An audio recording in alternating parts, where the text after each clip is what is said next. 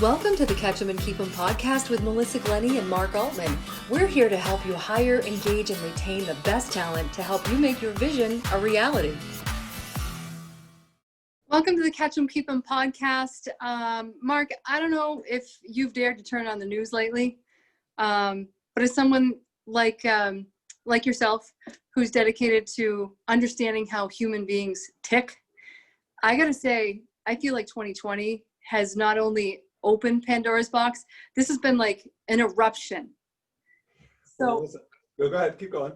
No, please go. No, I was going to say my favorite response to people these days is if someone says to me, everybody's asking, how you doing in light of the pandemic and how's everything going? And my favorite response, but they'll say like, how are you doing? They won't say necessarily in light of the pandemic. They're referring to it, obviously. Right. Yeah. And so when they say, how you doing? I'm like, great. They're like, really? In light of everything? And I go, what do you mean everything? What's going on? And they're like, huh? And I'm like, I understand what's going on.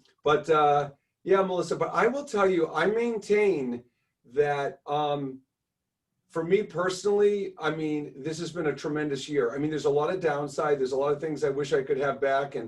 But I tell you, all in all, the lessons for me this year have been fabulous. And I stick with that. Now, with all the stuff going on with COVID and the election and all that, yes, there are reasons to be stressed out, but I'm a growth mindset guy, Melissa. I'm rolling. Well, that's totally what we do. We're going to just take this opportunity and get better from it. And I think it ties into what we're talking about today, because I don't know about you, but I'm thinking differently about the way I used to consider the way people tick. I don't know. Has this had any impact for you in the way that you're thinking about human psychology with everything that's going on in the world and the news and politics in our society? And, I just feel like this has been a real learning experience this year. Yeah, well, as for me, I think it's empathy. We both know that it's important to be empathetic, but I think I found it's been easier to be empathetic as a reflex reaction, as opposed to, sometimes you have to work at it because you might get frustrated with people and their excuses and their problems and whatever. But so I think for me, that's what it is. What about you? What do you think it's been for you? Yeah, I think that it's listening. I felt like I listened pretty well, but as I'm observing various parties, political or not, doing so much talking and clearly feeling unheard. We're at a point where it seems like someone can say something and incite anger in other people, regardless of what they just said. It's just this for some, it's this very visceral response, and I think that I'm just really realizing like we collectively have a whole lot more listening to do with each other than I think that I've ever realized before. Like listening, I talk to my daughters about this sometimes, where I'm like, did you hear me? And they're like, yeah. I'm like, well, I know you heard me with your ears, but did you hear me? Yeah, that's cool. I like that a lot. Yeah. I think that that's kind of the theme that I've been reflecting on a little bit, and actually kind of brought me to suggest, that we talk about drivers, because it's one of those things where there's more than one layer. There's multiple layers and more that meets the eye when we're discussing, basic human needs, drivers' values. It kind of ties through the listening, the whole spectrum of listening. And we think we heard something, but did we? Well, yeah, and I think that what you're making me think of, which is a great tie-in, is, if when people talk, ideally, and let's use political candidates during a debate as an example, if you ask both parties, they're going to say, well, if you said to either candidate and said, well, what's your hope after someone has listened to you, right? You'd think they would say, well, hopefully they'll be motivated and driven and inspired to vote for me, right? Like that would be the end goal. And I think there's so much communication, Melissa, when you talk about drivers and motivators, there's so much communication where if you're even just feeling heard, the idea is if you feel heard, you're now motivated to have another conversation with this person because you feel heard. So I think it's really important when you talk about listening, that the number one thing, if you listen and you can, is if you can inspire and motivate others to the point where they want to listen and they want to talk again, and they're motivated to do something differently than they've done in the past. And I think that's a big part of it.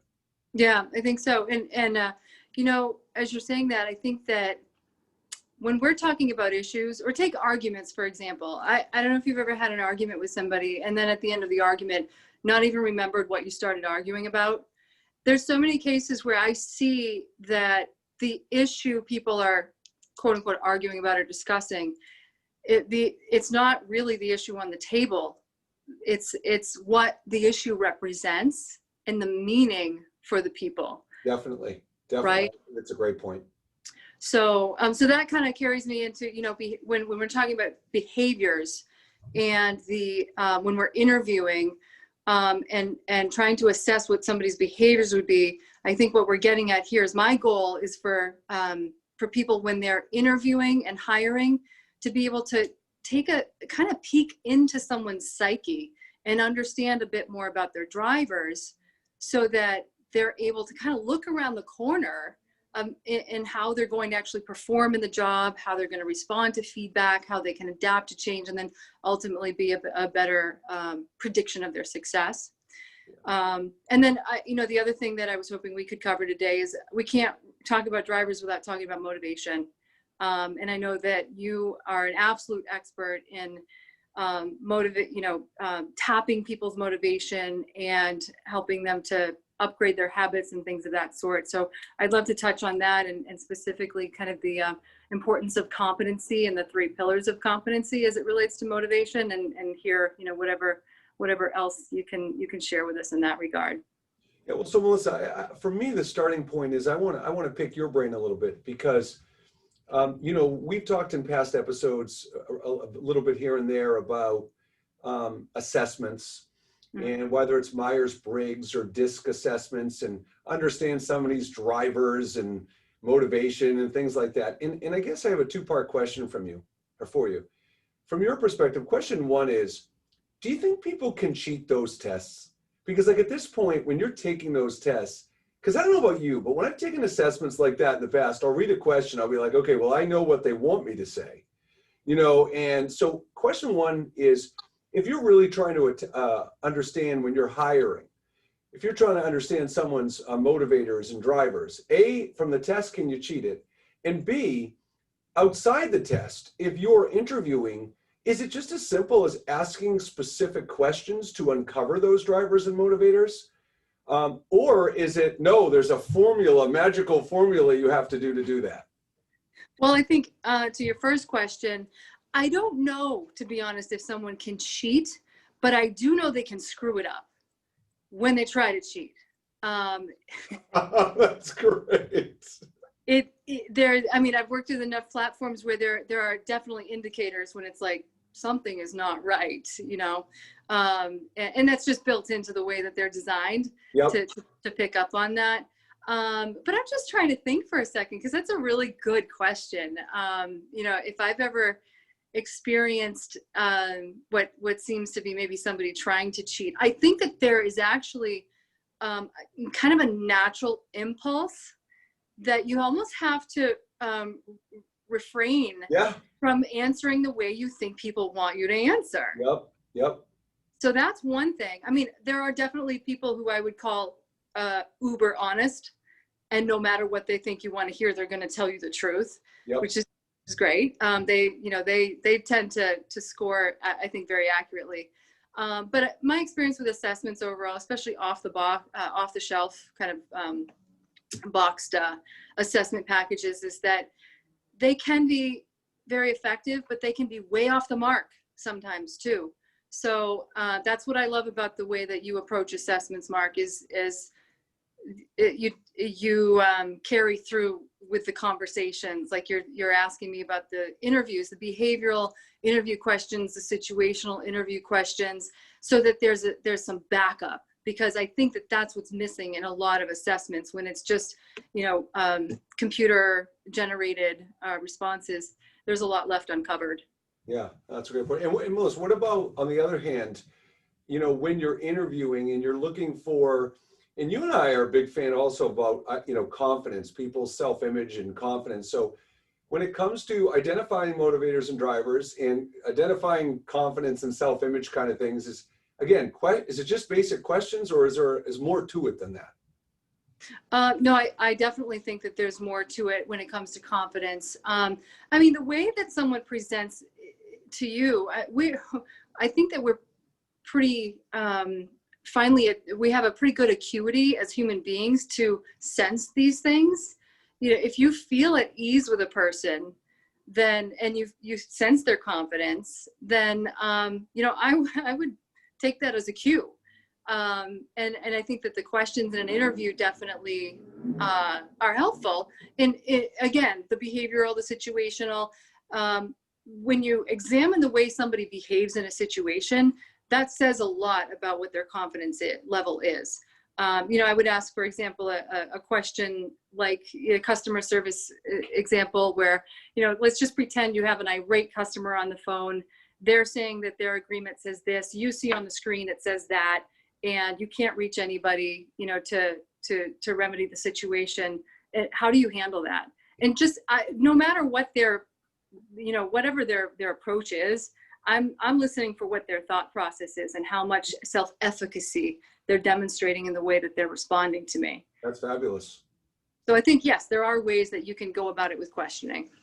Well, and I think the bottom line is, when I think about confidence, there are three factors that typically affect people's confidence. One of them is how you feel about yourself. One is how others feel about you. And the one that I always think about so much, Melissa, is how you think others feel about you. And so when you're interviewing or when you're, applying for a position in a company, think about how often the other person's body language, feedback, responses can impact that third one, how other people feel about you. Because you could walk into that interview being the best candidate in the world, fitting everything from a driver's, motivators, skills, requirements, experience, you name it.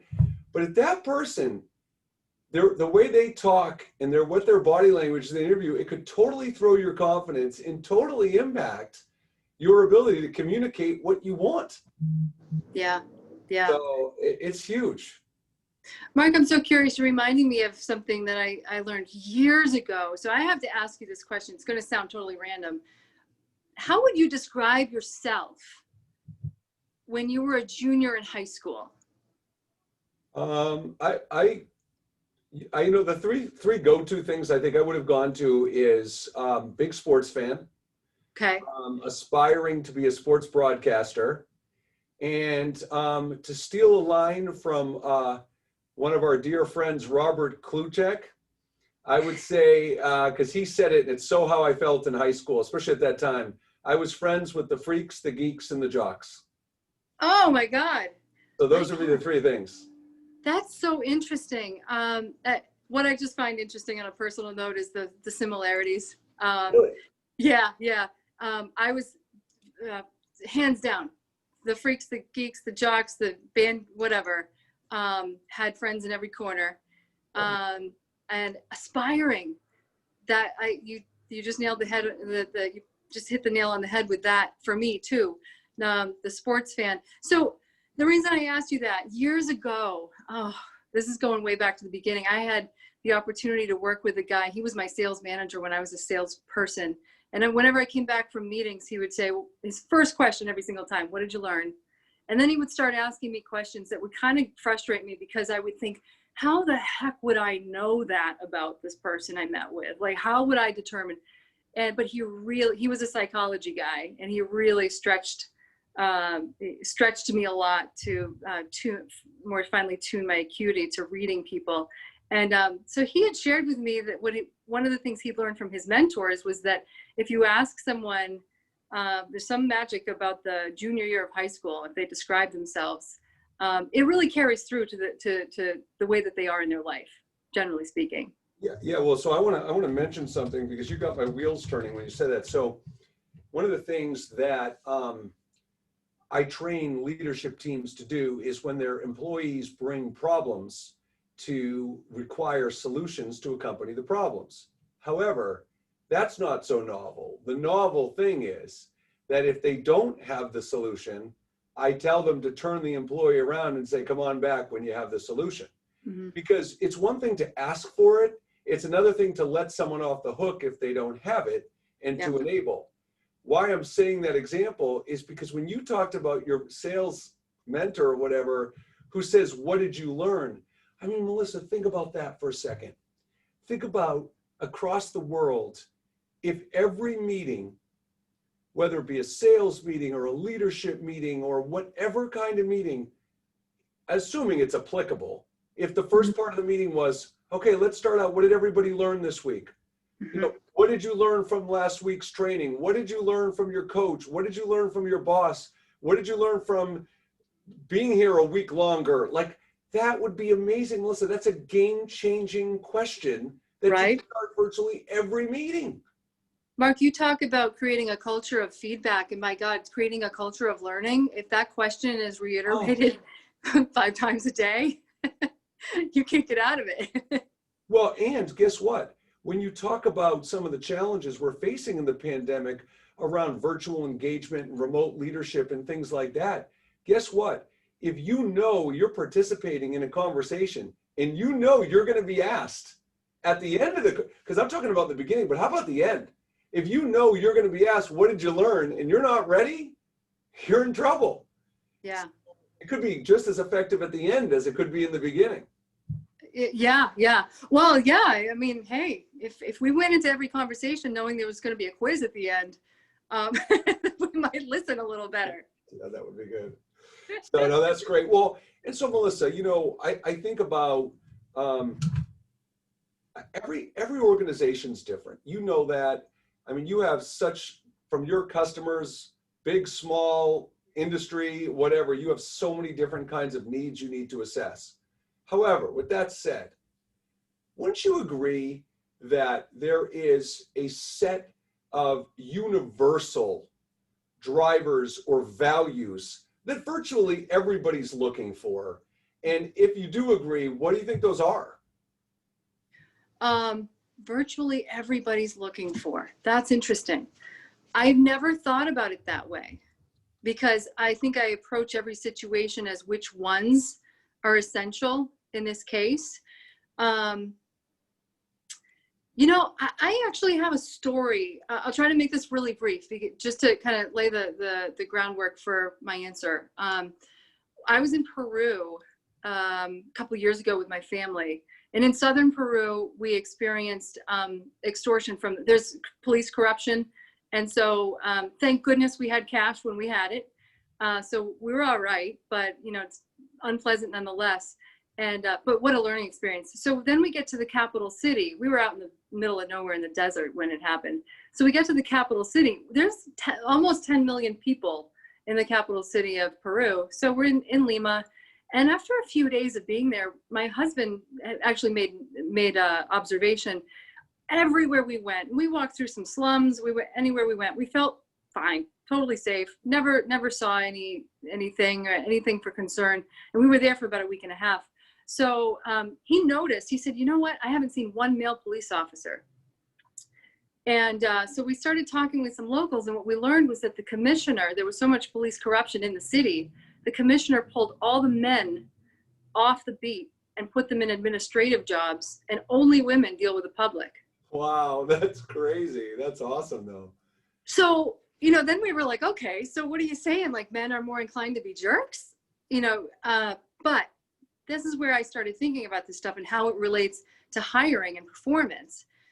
If you look at the self-image, archetypally speaking, between men and women, and the basis for their identity, and men historically have been the breadwinner, they're given an opportunity to make a lot more money extorting people when they're out with authority and guns. And what do? I mean, good guy, bad guy, whatever, they're given that opportunity and they see themselves as a breadwinner. They're more likely to take that opportunity and extort people. Women, on the other hand, whether, you know, you look at their basis of identity, they're the caretakers. They're not as, things are changing, today. I'm not suggesting that women don't make money, but historically speaking, their sense of identity has been, I think, less tied to bringing money home. And so they're out there taking care of the public, and it virtually eliminated the corruption that was happening in the city. So, when you're asking me, what are the universal, or what is everybody looking for? I think that we just really have to look at the situation, and first look at the job and the function, look at the behaviors that we want in order to best serve the function, and then tie it down, drill down further into what are the drivers that are going to intrinsically support the behaviors that we need. Well, and that's a great story. I guess, look, from my perspective, and I've created just a lazy acronym for it, and it's CAR, which is communication, accountability, and respect. And the thing for me about those three things is, no company, if you asked a company and said, hey, if you're going to hire someone, do you want them to have those core values, to be, good communicators, have accountability? Of course, they're going to say yes, right? That's what I meant. Everybody will say yes. However, if it was only that simple, because whatever the culture, you used the term culture before, whatever the culture of communication is in the company, it's not, are they a good communicator? Is that, can they communicate consistent with the company culture, right? Mm-hmm. And accountability, the more I look into accountability, Melissa, it's funny, like most people have a general or on the same page and aligned about what basically accountability means. Mm-hmm. But man, you can break it down into a dozen different branches of what accountability means from one person to another, and it's the same thing. So if you were to interview someone and say, what does accountability mean to you, and how are you driven by an accountable behavior or an accountable culture, that's a whole different thing. And then, of course, last but not least is respect, and it's the same thing. What you might feel is respect may be different than what I feel is respect, especially when you talk about gender and culture, and you bring all those factors. So that's what's so tricky about this is, if it was as simple as specific values, yes, but then you'd have to probe and understand what the meaning of those values. If it was, drivers and things like that, same thing. Because even if you said to me, Melissa, final thought on this is, for me, is if you said to me, Mark, what motivates you to go to work every day, right? And let's say I said, well, I'll tell you what it is. I actually always joke about this.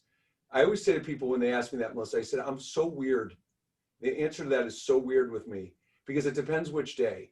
50% of the time, I am that driven, hungry entrepreneur. I want to take over the world, make a lot of money, grow the brand, blah, blah, blah. The other 50%, I couldn't care less about that. And I'm happy to help people, and I'm doing my thing. So it just depends. But the point is that if you were interviewing me and I answered it that way, like, what do you do with that information? Because it's not really a clear answer. And even if you get the honest answer and get a feel for what their self-image is and what they're motivated by, it's still not necessarily a clear guide. Well, and there's another element that I think plays into that, and that's the situation. So within there's their natural instincts, and there's the culture of the company, but then they're going to be faced with different situations. So, typically they could behave in one way, but everybody, I guess, not to be cliche, but everybody has that breaking point. Yep. So, the longer I've done a lot of research through the years on, there's books about the core human needs and, Maslow's hierarchy of needs and, whatever model you follow, there's so many of them out there. But I got to tell you, the longer I study, the more I see these values kind of having the ability to fold in. And the more you fold them in, the more I feel like they come down to three things.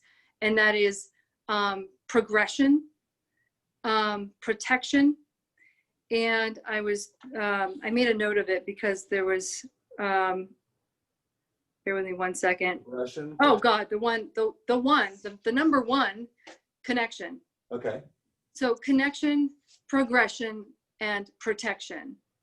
So I did a brain dump earlier this morning, and I just listed everything that I could think of, like pulled from all the models.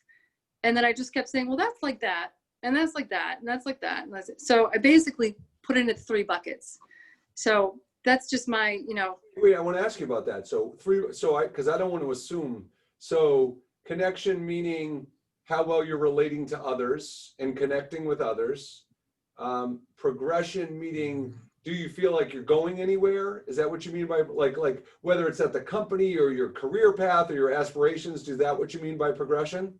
Yeah, by progression, I mean, it could be anything. It could be acquiring knowledge, authority. It could be learning. What are some of the other adjectives that I put in there? Gaining autonomy, purpose, mastery. So wait a second, Melissa. Achievement. So wait a minute. So let me ask you this, because I think that's actually pretty compelling because let's go the other direction for a second. Let's talk about, when you give performance reviews or even 360 reviews. So let's talk about that for a second. So if you work for me and I'm reviewing you and no, actually, wait a minute. If I said to you when I'm getting a 360 done on me, I should find out those 3 categories, right? Have I set up a culture and environment where they feel connected, where they feel like they're progressing, and when they feel feel protected? Like that's what you're saying, right? Exactly. Yeah. That's really, I mean, it makes it so simple because those are 3 high-level buckets, and you just have to ask a handful of questions to really understand. But keeping it simple with those 3 words, that's pretty cool, Melissa. Like I like how you did that. Actually, really, that's cool. Thank you. Yeah, I mean, and it's really interesting because I just feel like they're so fundamental. I think about the relationship I have with my husband. When I met him, he was through and through about certainty and security, safety, and just kind of staying on the beaten path and not exposing yourself to any danger. And I was the opposite. I was the thrill seeker, and beaten path is boring. So over the years, it's been interesting to see how we've sort of merged in the way that we approach life. But it's just so glaring, and it was probably the source of some arguments, right? Because difference of values and right. see things very differently. But it is really glaring when you see people who are, for example, driven like myself for progression. And so I can sacrifice a lot of things in order to keep progressing. But if somebody else is very driven for the protection and security, they'll sacrifice a lot of things in order to maintain that protection and security. Well, and I think you bring this up is more timely than ever because we both know employee engagement right now is a huge problem for so many companies. And a lot of people, I was working with a company last week, Melissa, where one of the managers, the mid-level managers at the company said in front of the owner and one of the other managers, it's just a job. Like, why are you making such a big deal of it? And so, of course, the 2 people in the room were very upset by it and told me about it. And I said, but you know something? When someone says it's just a job, even if they don't say it, you feel like they think it, and they're not quote unquote driven for anything more for connection, progression, protection, right? Yeah. To me, it's okay. Not everybody has to have the same drive and motivators. If they're doing their job effectively, as it turned out, this person was not.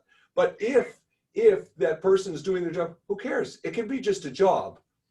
The thing you have to worry about in my mind is, I've been talking a lot lately about what I call a resignation mindset. And that is people are very resigned to their fate. And so, if you're working at a company and you're thinking, well, I'm here because this is what I'm good at, so I might as well just stick with it. So talk about self-image, Melissa, right? So you're staying there because you don't believe you can do anything else. You're staying there because it would be too hard to find another job. And whatever resignation mindset you have, the problem is that if you have that mindset, that's the path that leads to employee disengagement. And what I think is so slick about what you said is that if you're a leader or you're in HR and you sense someone has a resignation mindset, Melissa, you just gave them the 5-minute talk track. Because if you were a leader, you could go up to them and say, well, I have this feeling that they have a resignation mindset. So I'm going to ask them about connection, progression, and protection. Mm-hmm. And those three things really get to the heart. And if you come out of that conversation and the person doesn't seem to care about any of them, well, you have an answer there. Right, right, exactly, exactly. Wow, that was very poignant, Mark. I think that I think that's such a good point. And I just made the assumption that, well, something's driving them to be there. We just haven't tapped into what it is. But man, that's enlightening. Well, but actually, what you just said is ties everything together, because you talked about self-image early in the program, and we say something's going to keep them there. But you know what I find, Melissa? I find a lot of people don't even know why they're doing what they're doing, because they're so used to it, and it's so procedural and cyclical that they've lost what even their passion or drive is for why they're doing it in the first place. Yeah, yeah. So inertia. It can be dangerous. It's a good word of the day right there. Inertia. By the way, Melissa, before we sign off today, I need to call out something that I think our listeners would really be interested to know. So, Melissa talked about how she was in high school, but I just need to call out that this morning during a meeting that we had, Melissa and I are part of a masterminds group. And if you're not familiar with what that is, it's executives and business owners that get together for goals and accountability, and it's like an in-house board of advisors. Anyway, in any event, so we had to schedule another meeting, and we were looking at dates, and Melissa, before we could schedule a date, said, well, we can't do it next whatever Thursday night because the Patriots are playing. And the whole group was like, it was just so impressive. So can we just acknowledge Melissa's versatility and knowledge and passion and fun? Because I don't know, Melissa, that was just, I don't think I'm going to forget that anytime soon. Wow. Well, anytime you have a question about that, Mark, I'll tell you, I sync the Patriots schedule online with my Gmail, my Google account. So I got it. If there's a game, it's in my calendar. Let's just hope they keep playing, Melissa, because right now it's looking a little dire. Yeah, that was a big if there's a game, right? Yeah. All right. Before we wrap up, Mark, I guess for my closing thoughts here, can we touch on motivation? I got to tell you, I never gave a lot of thought to competency in motivation, but I was doing some reflection because I've recently kind of got back on the wagon with my fitness and nutrition, and I was just reflecting on, like, how did I fall off the wagon? Like, 20 years I've been a runner, and I was always on, 5 or 6 days a week I worked out like I brushed my teeth. It was no question. And something happened a few years ago, and my body wasn't responding. It was just like suddenly I woke up one day and I was in a different body, and I'm like, this isn't working anymore. And so when I stumbled upon something recently when I was reading, I had an aha moment. And it was the role that competency plays in motivation. But when you think about competency, I don't know about you, but I always think, oh, it's someone's understanding of something and ability with it. But the 3 pillars that I learned about are these 3 questions. When you're assessing a person's competency, the questions to pose to them are, can you do it? Will it work?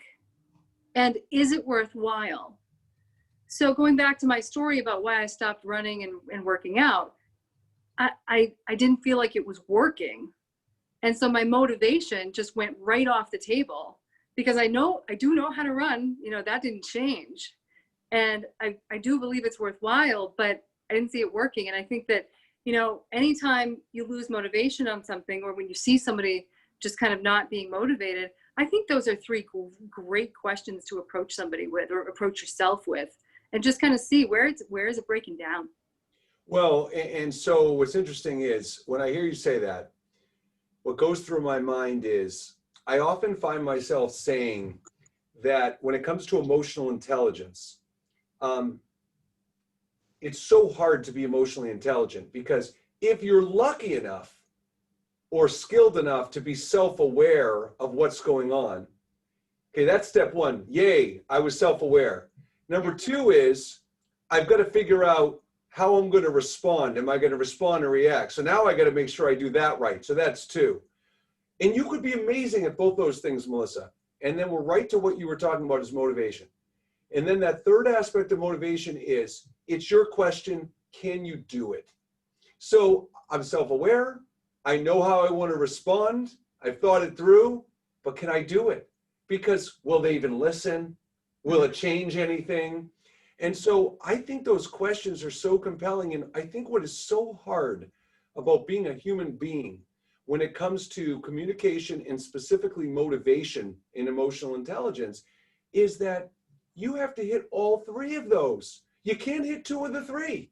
Mm-hmm. You have to do all. And you know what, for me, Melissa, there is no simpler personal example than I know how great I feel when I exercise. I know I've had 100 examples over the course of my life, yet I don't do it. And I don't do it because that middle question, can you do it? Oh, I could do it, but oh, I don't have time. And what would I be able to do if I fit in exercise? So that can you do it can mean a lot of different things when you say, can you do it, right? Mm-hmm. And so I think that as pillars of competency and self-image and motivation, you have to hit all three. And for most people to be able to execute all three of those is really hard. Mm-hmm. That's why we have leaders. This is true. This is true. At least we do in the workplace, right? Well, and Melissa, we are both big fans of one of the things that to me more than ever I'm realizing, everybody knows listening's important, and we talk about body language and things like that. But I'll tell you what, to me, it's asking questions. Yeah. And if you can be really good at asking questions as a leader to pull information out of people, to understand what intrinsically motivates them and things like that, that skill is such an underrated skill. So underrated. Yeah, you're reminding me of was it Nelson Mandela? There was a great talk from him about his father and what he learned about always speaking last in the room, and in terms of giving opinion. So only questions. The last person in the room to give an opinion would be the leader. You know what? I have to tell you about, I want to say 25 years ago, I was living in an apartment in Shrewsbury, Massachusetts, and the person across the hall with me was a sports writer for the Globe who was married to Nelson Mandela's daughter. Whoa. And of course, at the time, I knew who he was and I knew the significance. But I think back, I'm like, wow, that was really cool. Can you imagine Nelson Mandela being your father-in-law? Oh my God. I was like, oh, wow. So that was, so anyways, but no, Melissa, for me, the takeaways today, the pillars of competency and the three questions that go with that are enormous. And, what you talked about earlier in the show about connection, progression, and protection. Those are two huge nuggets. And for our listeners, listen, it comes down to, Melissa can give you all the suggestions in the world, but we both always say, if you get off the show and you're like, oh, wow, I got to do that, but how are you going to do it? And, you have to figure out a way, if you're a leader or you're in HR, how are you going to incorporate these suggestions into your routine? And that's what it comes down to. I was on a Zoom call with my daughter's teacher last night, and they have something called a do now. At the end of every class, there's what's your do now? So I'll just leave with that. What's your do now? I like that. My do now is to figure out how to incorporate Melissa Glenning's suggestions into my routine. All right. Well, my do now is honestly to incorporate some of my suggestions more into my routine. That's great. Oh, goodness. So, all right, Melissa, great show. Good to see you as always. You too. Thank you, Mark. Yes, right. Absolutely. We'll see you next time. All right. Take care. Bye-bye. Thanks for joining us on the Catch 'em and Keep 'em podcast. Don't forget to like, share, and subscribe so you don't miss us next time. In the meantime, remember that engaging your people is a daily task and recruiting is a process, not an event. If you need help, just ask. Connect directly with Melissa at franklinprofessionals.com and Mark at mindsetgo.com.